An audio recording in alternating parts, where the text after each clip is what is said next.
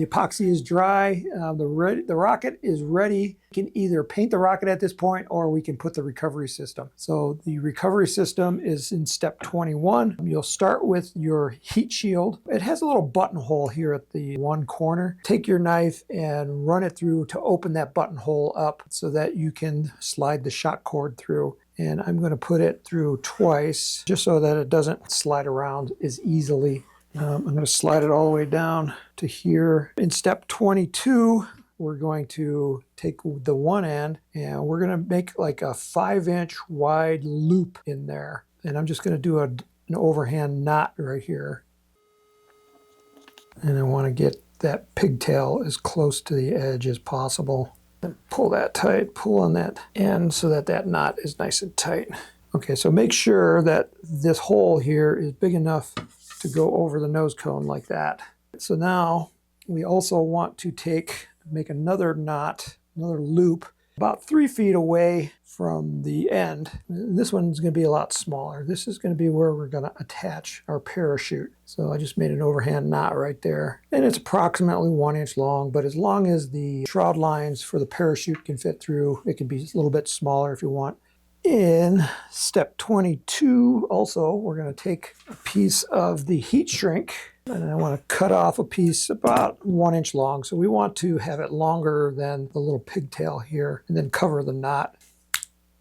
Okay, and then this, pass the shock cord through there, over that knot. This is why you pull that knot real tight so you can get that, oops, over it. Okay, so my knot is right there and the pigtail is inside, and then we're going to shrink it down. And I have a lighter, but you can use, something else that gives you heat. And I'm just going to spin it around. I don't want to go, this is really hot, so don't want to go too much in one spot or it'll start charring on me.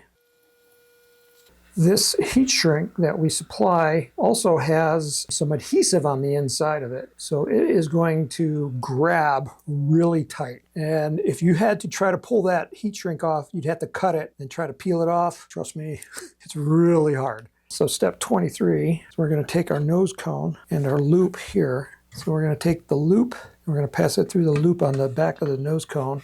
And we're going to take this and go around the tip, slide it back down, and then pull it tight. And that's what locks the nose cone in there in place.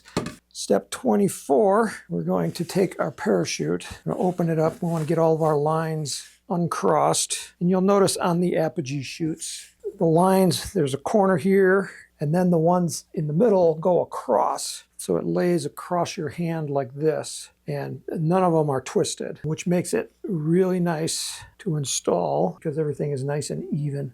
So we need to find the middle. So I'm going to gather up all the lines in one hand. And then on the other hand, I want to take these and get all my corners together and get them nice and tight.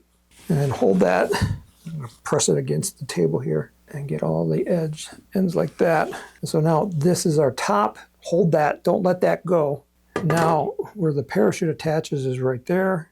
I'm going to pass that through there. Don't let that go. We're going to open this up. We're going to take the apex of the chute. We're going to pass it through. Again, don't let that go. This is the hard part. And then once you get it all the way to the end, now let go like that. So now it's locked in place. Now, if you really want to lock it in place, you can take a piece of masking tape. And this is not in the instructions. This is an extra little tip just for you people that are watching this. We're going to take a piece of masking tape and we're just going to wrap it around the shroud lines like this. And that just keeps it for is that you can't unravel these easily. And then on the end of this, I always fold it over and then put it down like that. That way, if you have to pull the tape off, it's a lot easier because now you know where the end is. At this point, the rocket is ready to paint. So I'm going to just kind of stuff everything into the tube for right now. When we get ready for launch, we're going to do this properly. But for right now, I'm just stuffing it in. Okay, so I find it easier to paint with the rail buttons off. So if your rail buttons are on, you just unscrew them like this, pull them off. Now you're going to sand everything smooth. You're going to hit it with some primer. And the primer gives you a nice base coat. And then you can sand the primer so you can get a nice smooth surface. And then finally you're going to put on your finish coat and then the decals. And we'll do that in a next step. So the next time you see the rocket, it will be painted. and we'll be ready to apply the decals and then do the final preps for flight. This is an easy rocket to build. I'm sure at this point, this is no problem. It's easy. So we'll see you in the next video. At this point, the rocket has been painted and the decals are just kind of sticker decals, so they go on really easy, so I didn't cover that step. But we are on step 27, and now I'm going to mount the rail buttons. I had them on before, but I took them off for painting. Again, you just put them on. One end is chamfered, and that is for the screw, so that when you put the screw in, it will be flush with the surface. And they don't have to be super tight. Don't break anything. And at this point, it is ready to fly.